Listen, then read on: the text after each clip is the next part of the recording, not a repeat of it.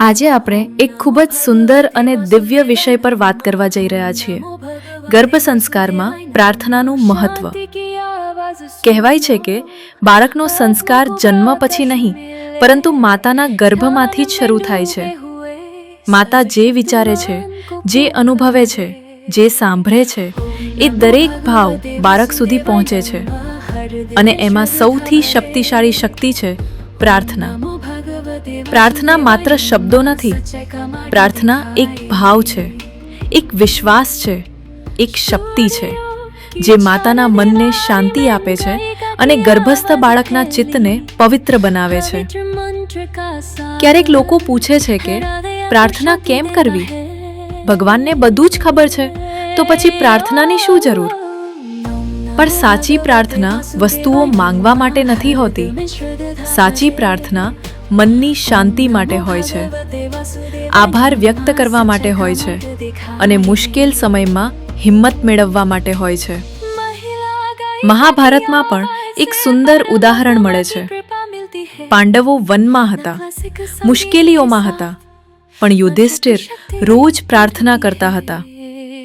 એક વખત દ્રૌપદીએ પૂછ્યું, આપણે તો દુઃખમાં છીએ, ભગવાન આપણને મદદ કેમ નથી કરતા? ત્યારે યુધિષ્ઠિરે જવાબ આપ્યો, હું પ્રાર્થના વસ્તુઓ માટે નથી કરતો. હું પ્રાર્થના મનની શાંતિ અને સાચો માર્ગ મળવા માટે કરું છું.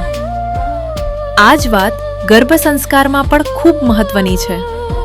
જ્યારે માતા પ્રેમથી પ્રાર્થના કરે છે, ત્યારે તેના મનમાંથી ભય, ચિંતા અને નકારાત્મકતા દૂર થાય છે અને એ સકારાત્મક ઉર્જા બાળક સુધી પહોંચે છે. વિજ્ઞાન પણ આજે આ વાતને સ્વીકારે છે. એક સંશોધનમાં ગર્ભવતી મહિલાઓને 3 જૂથમાં વહેંચવામાં આવી. એક જૂથે માત્ર પોતાના માટે પ્રાર્થના કરી, બીજા જૂથે બીજા નાના બાળક માટે પ્રાર્થના કરી અને ત્રીજા જૂથે બંને માટે પ્રાર્થના કરી. આશ્ચર્યજનક રીતે, જે મહિલાઓએ બીજાના સુખ માટે પ્રાર્થના કરી હતી, તેમના મનમાં વધુ શાંતિ, આનંદ અને સકારાત્મકતા જોવા મળી. એટલે જ કહેવામાં આવે છે, નિસ્વાર્થ પ્રાર્થના સૌથી શક્તિશાળી હોય છે. ગર્ભ સંસ્કારમાં પ્રાર્થના કરતી વખતે કેટલીક વાતો ખૂબ મહત્વની છે. પ્રથમ, પ્રાર્થના દિલથી કરવી જોઈએ. માત્ર શબ્દો બોલવાથી નહીં, પણ ભાવથી કરેલી પ્રાર્થના જ અસર કરે છે. બીજું, પ્રાર્થના સમયે મન શાંત રાખવું જોઈએ. ધીમે ધીમે શ્વાસ લો, ભગવાનને યાદ કરો અને બાળકને પ્રેમ ભર્યા આશીર્વાદ આપો.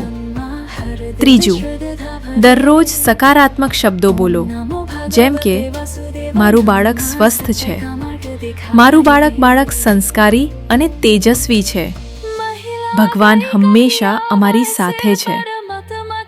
માતા જે બોલે છે એ જ ભાવ બાળકના મનમાં સંસ્કાર બનીને ઉતરે છે. એક માતાની પ્રાર્થનામાં અદ્ભુત શક્તિ હોય છે. માતાની લાગણી સીધી બાળકના હૃદય સુધી પહોંચે છે. તેથી ગર્ભાવસ્થામાં રોજ થોડો સમય કાઢો, પ્રાર્થના કરો, ભગવાનનો આભાર માનો, સુંદર સંગીત સાંભળો, સારા વિચારો વાંચો અને પ્રેમથી બાળક સાથે વાત કરો.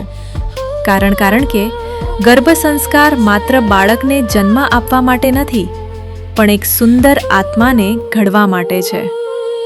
અંતમાં બસ એટલું જ કહું, પ્રાર્થના એ પ્રકાશ છે, પ્રાર્થના એ શક્તિ છે, પ્રાર્થના એ માતા અને બાળક વચ્ચેનું દિવ્ય જોડાણ છે. જો તમને આ વિડીયો ગમ્યો હોય તો લાઈક કરો, શેર કરો અને ચેનલને સબસ્ક્રાઇબ કરવાનું ભૂલતા નહીં. જય શ્રી કૃષ્ણ.